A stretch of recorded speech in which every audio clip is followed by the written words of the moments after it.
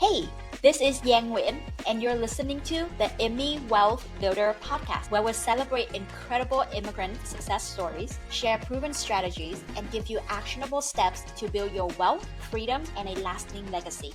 Let's go get it. Hi, everyone. Welcome to the first guest episode of the Immi-Wealth Builder Podcast, where we share immigrant success stories. And today I'm so excited to have Andresa. So a little story about Andresa here. The first time I saw Andresa was when she was presenting as a Woman Growth Summit. And this was the very last in-person event before everything shut down due to COVID. And if you haven't met Andresa yet when she presents in person, she's magnetic. Like there's just this thing about her that instantly make you want to be like BFF with her. She was bold. She has such a great sense of humor. It was so fun to watch her present.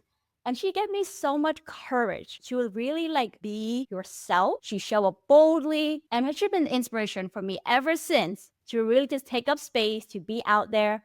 And she's been instrumental for my growth, both as an investor and as a human being. So I could not think of a better first guest for this first episode.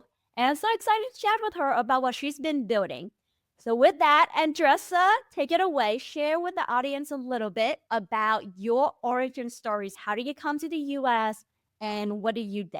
Well, first of all, thank you so much for this intro. I think I'm going to just get it and take it with me and say, hey, listen to this. Whenever you need a little pick me up. Listen, I think as immigrants, right? If you want to get something done, give it to an immigrant. Absolutely. And then we get it done. Yeah. Because all of us, no matter where you're coming from, you know what I mean when I say that we need to be very creative because our resources are limited. Our background everywhere that we look is limited. And I think there is an advantage on that. We think outside the box. We were born outside the box. Yes.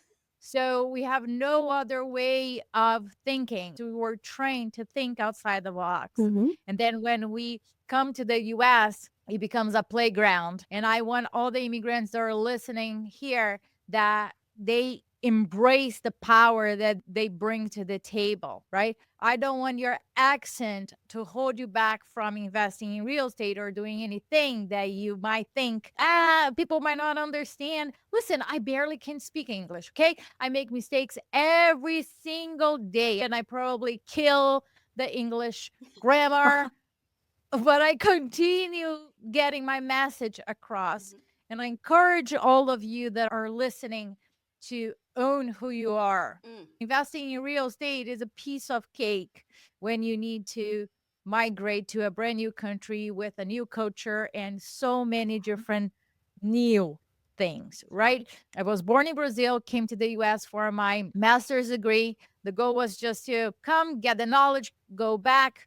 But I stumbled on real estate when I was doing door-to-door sales, and it really opened up my eyes towards investment. I had 2 master's degree by that time, and in any of those classes, any of the teachers told me about real estate and investing. No, they were teaching me how to be a great employee. And through Rich Dad, Poor Dad, I discovered another world that I believe it opened up and it's available for me and for all of you that are listening. Wow, amazing, Andresa. There's so many good points I want to point out there. First of all, Andresa, when you said, if you're an immigrant and you came over here and get adjusted to all new culture and everything, real estate investing is a piece of cake. Right? It's already you built for this. You're resilient, you're creative, all what we need to become a good investor.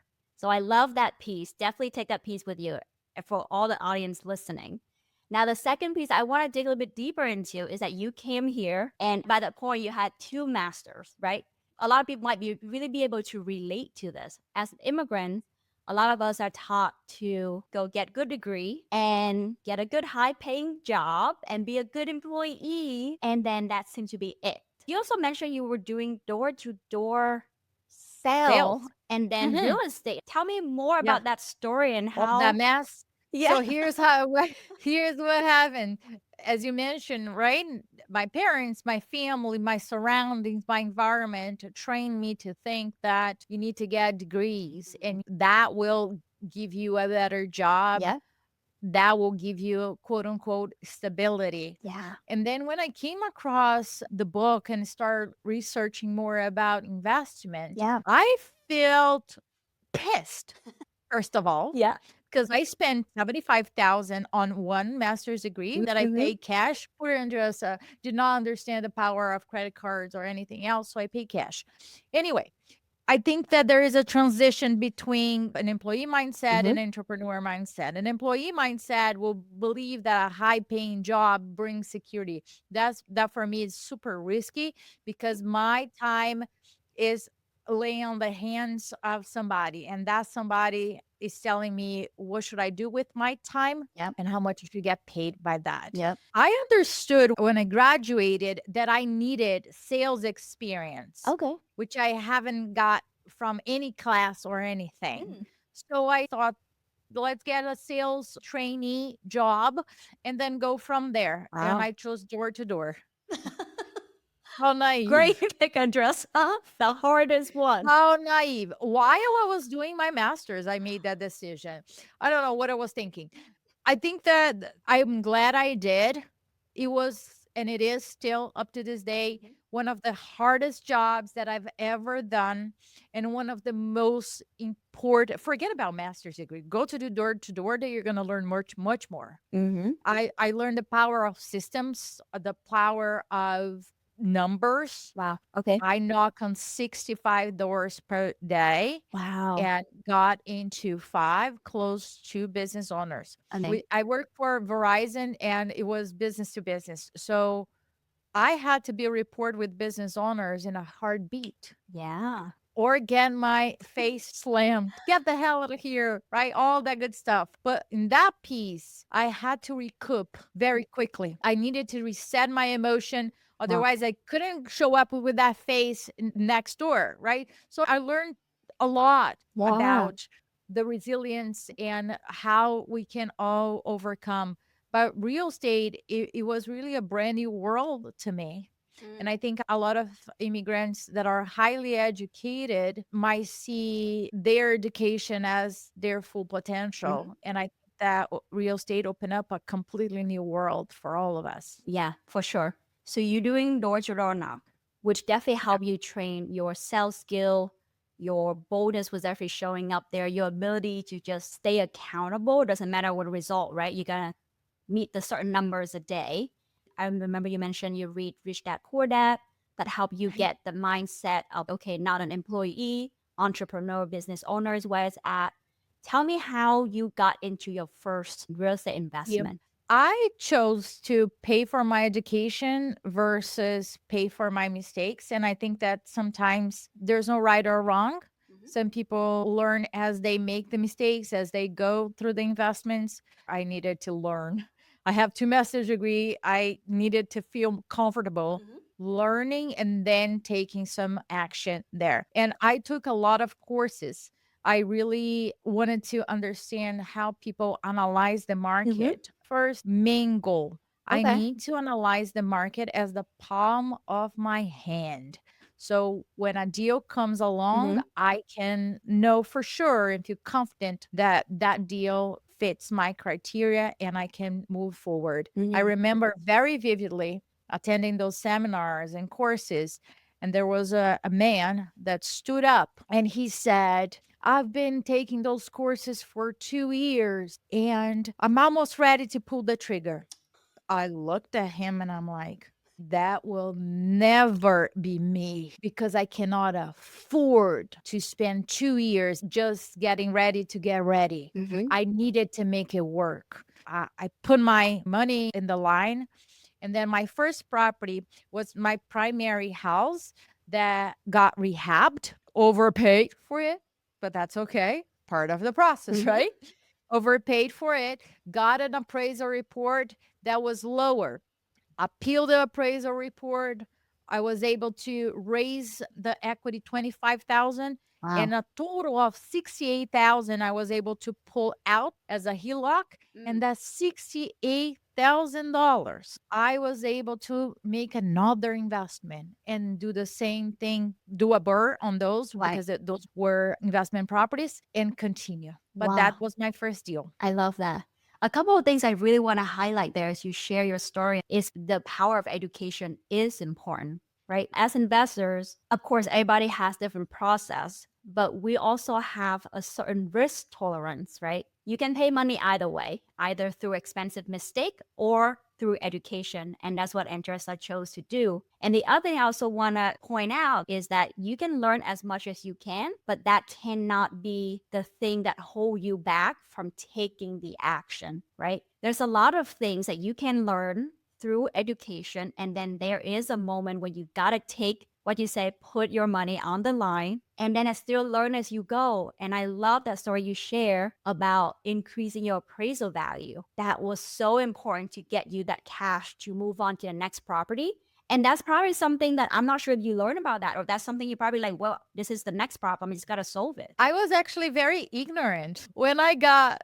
Well, I'm very stubborn too, right? So all the immigrants that are stubborn, let's go. let's make a Facebook group. They stubborn immigrants, right? But I was not aware that when you got an appraiser report that you wouldn't go through it and see if there was any mistake or anything like that. So first, I didn't even get a report. So I just got, oh, we got your appraisal report and came at this amount. And I'm like, how did the person got to that number? Because I knew the market as the palm of my hand. So I ran the comps as an appraiser before. So then I request a copy of the appraisal report. And one of my core genius is to be able to dissect things. So it came along very well. I went through the appraisal report. I found legit mistakes in terms of the comps, information about my property. The person missed one entire room. I dig the basement and I had an egress that he did not count as additional square footage. So all of that changed the game completely. But then it comes down to, it's not like me simply sending a new report and say, oh, I'll take mine versus the appraiser, right?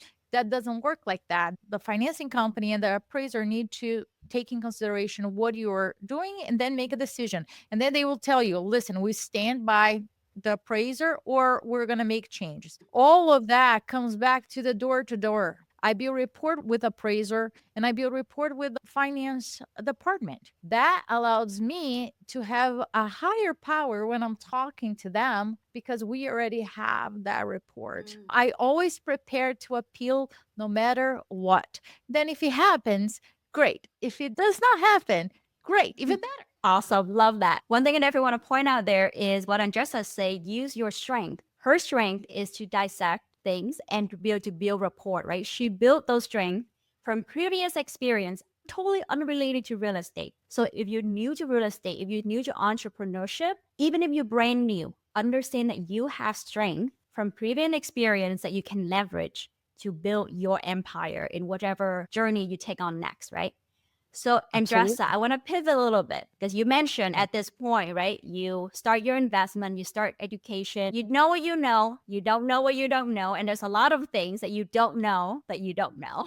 Now, about that next piece of forming the Real Estate InvestHER, about the community piece of this, because this is really what I really want to dig deep into. And this is one of those things that I really want the audience to take away about what's crucial for them as they grow their portfolio. As I started investing, of course, going to real estate small groups, RIAs and conferences many times, and I'm sure you experienced that too. I was either the minority or the only one in the room. And a lot of things that we were listening did not apply to me. I'm sorry, but I cannot have a 3-hour morning meeting.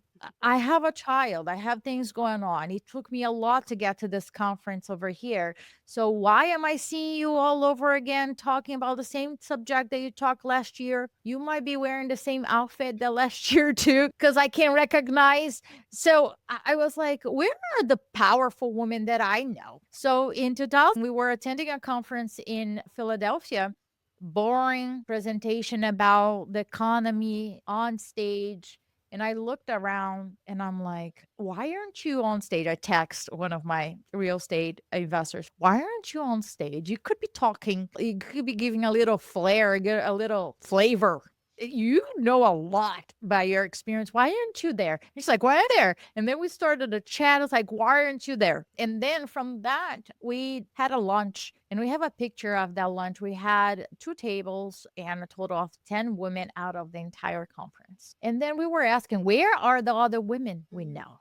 Why aren't they here? Liz and I started realizing that women didn't feel comfortable, validated, didn't feel that they belonged to those places. When we went to chats on support groups online, instead of receiving support when they asked the question, they got shamed. And we're like, this is not working. So we had nothing else to do. And we founded the InvestHER community, which is a safe place for women investors to come and get the support to make financial decisions that they feel super confident about. So it's only women. We created this platform to support women real estate investors to build wealth and make confident decisions. That's the ultimate goal. And women invest holistically. We are not interested in investing so we can get that car or take that beautiful picture with a check and post it on social media. Women invest for generational wealth. Liz and I are super clear that we have 3 pillars. Real estate investing, absolutely.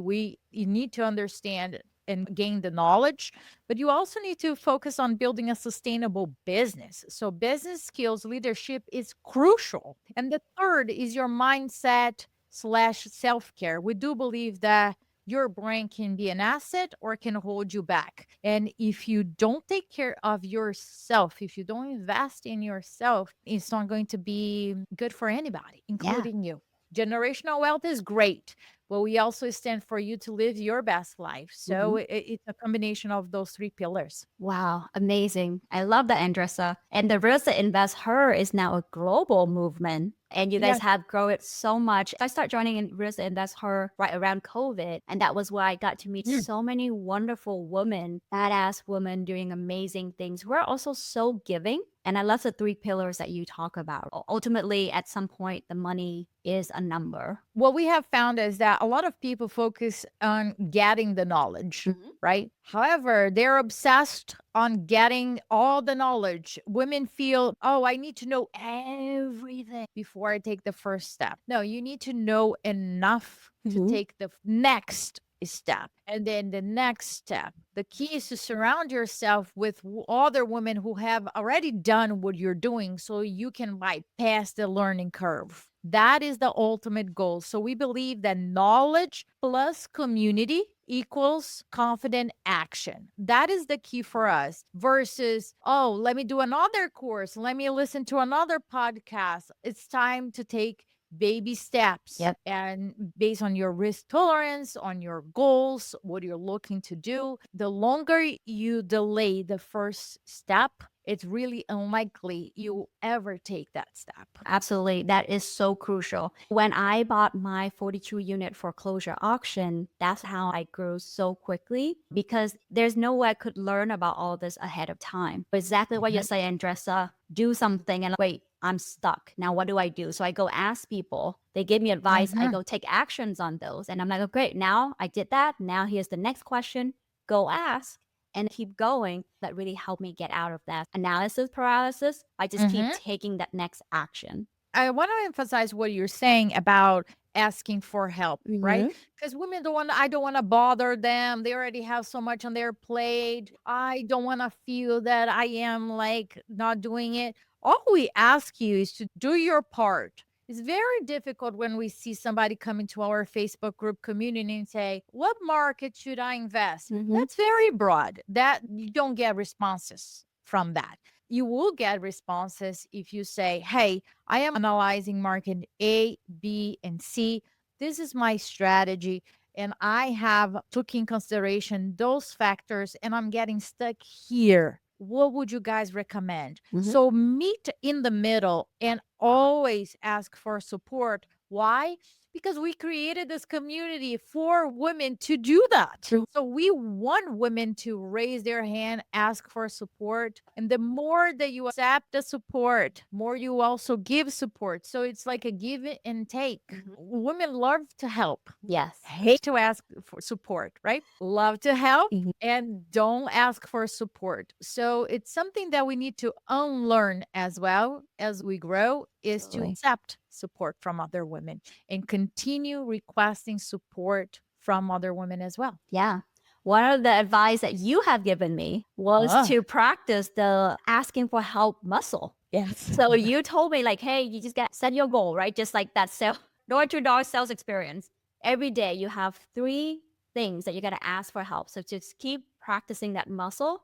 Because exactly you said, sometimes we're givers and sometimes we feel like, oh, we're inconvenience people by asking for help. We're like bothering them. We're taking advantage of High them. achiever women. We did everything by ourselves. Many Right? of us, we had to figure things out by ourselves. Yeah. So we're addicted. We're addicts to being self-sufficient. Yep. But that's not going to be helpful when we are moving forward. So a quick tip for all of you listening is that start with things at home. Instead of you doing certain things, ask somebody else to do it, even if you are capable of, even Love it. if you can do it, even if you enjoy you doing it. Start practicing. And that is not laziness for all the immigrants out there. That's not laziness, okay? You are practicing delegation because that's exactly what you will need in the future. I love that. One thing I definitely want to dive into is that you got your master's degree, you went to door knock, you then went into real estate investing. One of your main things you do now is building this community, pouring into women, and making sure you create the best community to support women building wealth on their terms. I guess tell me a little bit about what you've learned throughout this process of building this community. Tell us more about what are those challenges that you have found in now shifting your focus to building this community and running the community as CEO. I feel like those pioneers going to a brand new island and had to like go through the forest like that, pretty much. I think that there are a lot of things that we observed as human behaviors, how women are moving and what do they need, what do they want, how do they want to connect with people. Liz and I, we are connectors. How can we connect women with each other? How can we connect companies with those women? Many times we know this company offers such great service, but they're not communicating with women. They're making things more complicated and they are not talking to one another, or that women does not know that company exists, does not know there are other strategies or other ways of running it. So we have built the opposite of what companies do. So usually you build a company, a product or a service, and then you have a mailing list, and that's your quote unquote community that you send it out to them, but they don't hang out with each other. So if you think the opposite, we build the community first. We build a place where they are hanging out with each other virtually and then in person.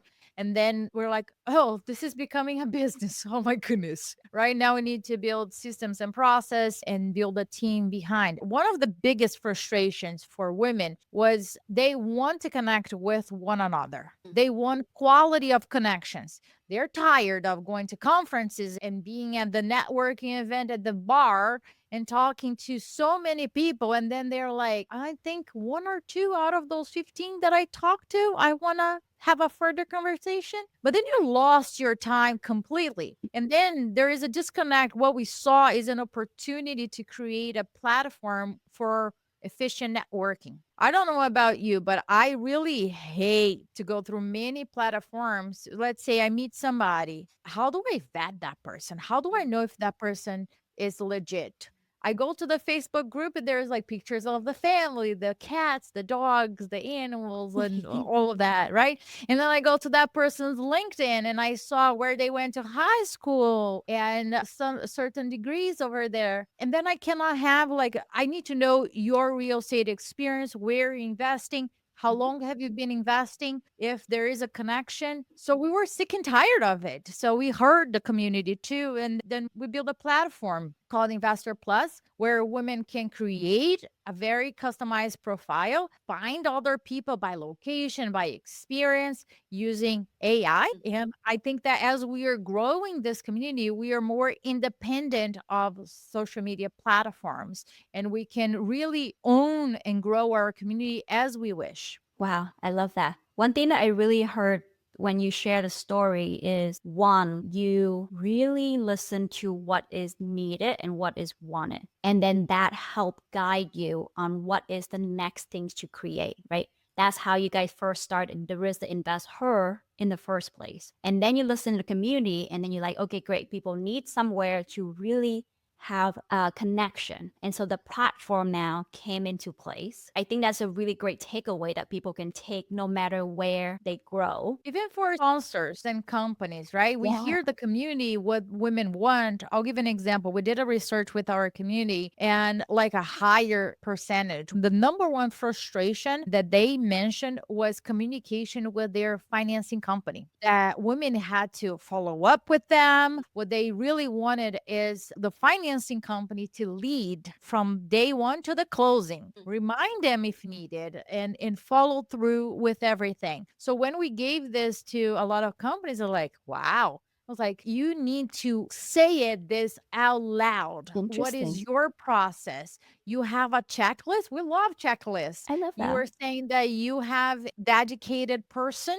that I can call if needed. And they're like, no, we will call them. It's like, great, that we want to hear all of that. But your website is not telling me none of that. We are listening to what they're saying and connecting one another. That's our main goal. I love that. And that really support the women in your community. And now that they have a product that really serves them. So that's super smart. One last question on the community building piece. You are one person. This is a huge community. There's so many things you guys are doing for women. How do you even decide what to spend your time on? How do you then even scale your effort as one little you and be able to build such a big impact? Like, tell me some of the strategy or some things that women or listener can take away. There's a lot of planning, right? And I'm not running this by myself. I have Liz, my business partner and friend, by my side, and she brings different things that I suck at. We have a team behind the scene. We have a group of mentors and coaches that support us. We have an entire group of chapter leaders across the country. We have volunteers that comes to InvestorCon. But me as a CEO, we look at now and later. So 2 buckets, now and later. And I need to be moving those things in a good pace. I cannot just think about now and I cannot just think about later. I have coaches for myself for us to grow. So when I look at now, it's really hard. Anybody that is listening here, if you're building your own company or anything that you're doing, if you're listening, you have your career and you're trying to build that, it's really hard to compare the now with the future. And then you create a big gap, right? So I'm always looking at comparing me with my old self. Am I better? Am I making progress? And all the immigrants that are listening, that might get you anxiety because we love to get things done, right? But we got to learn how to be really okay with progress. Yeah. Because you're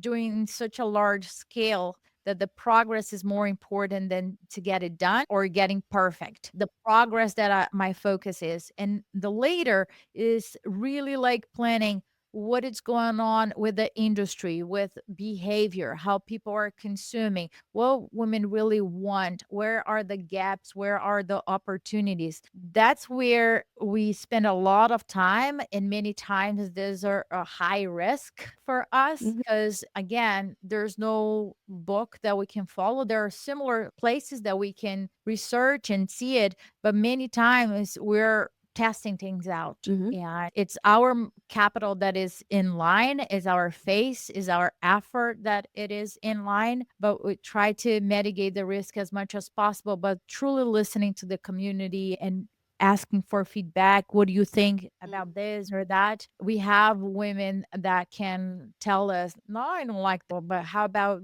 do this way or that way? I think that together, because we have the women in our community, we're able to grow to this point. But now we're just getting started, because the amount of capital that's going to be in women's hand is going to allow us to really take it to the next level. Wow, awesome. I just want to point out, she built the community and she is embodying that community piece. As Andresa mentioned, this is not just her. She has her partner, she has leader chapter, she has people who support her, she has mentors herself, she has coaches. So you hear in Andresa's what's saying is that you cannot grow alone. You need a community to support you, to have your back, to actually then go to the next level. So I love that you mentioned that.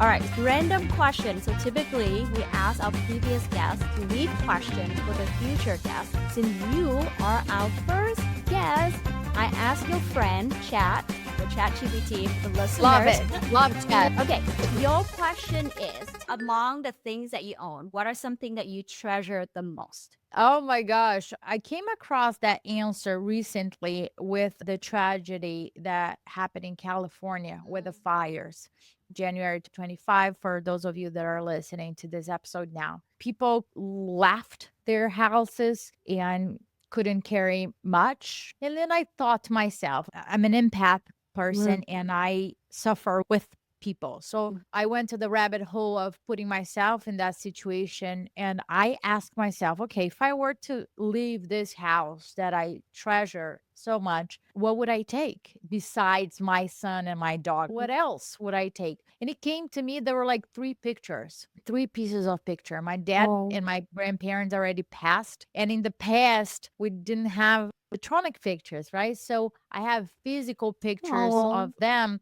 I have one or two only. I don't have many with me. So I immediately thought about those were the three pieces of items that I would take it with me, because there's nothing here in this house that I would be able to do again with those three things. So my biggest possession is three pieces of pictures. Oh, I love that. I had goosebumps listening to that. Awesome. Thank you so much for sharing that with us. So, listeners, if you get any value from listening to Andresa, Andresa is going to share a charity that she's a champion of. And what we would ask is please go donate to her charity on behalf of her. So, Andresa, tell us what is a charity or a cause that you're a champion of that our listener can support. Yeah, my charity is Village Impact. And the founder, Amy McLaren, she came to InvestorCon last year to share a little bit more about it. In a nutshell, they're a nonprofit organization in Kenya. They support 5,000 children per month. They have built tons of schools for children, and a lot of them are women only. And it really made an impact, right? Education changes people, and they're really legit. I like legit people. Legit people when you really understand their passion and they're transparent. And that is really important. So for all of you that can contribute, please go to the website that we're going to put on the show notes and donate. Amazing. Thank you so much, Andresa. And tell us more also about where people can find more about you, contact you if needed. Yeah, the easiest way would be Instagram at The Real Estate InvestHER or our website, The Real Estate InvestHER. I invite all of you to check InvestHER Plus, which is a one-stop platform for building connections and generational wealth, where you can customize your profile and get connected with other people. I also invite all of you. We're going to Florida in June for our annual conference. It's amazing. We just finalized the agenda and the speakers, and I'm really excited to put together another conference made by women for women. I love that. All of that we'll put in our show notes. Thank you so much. And I'm so excited to see how the community grow over the next few years and forever. Thank you. Thank you so much.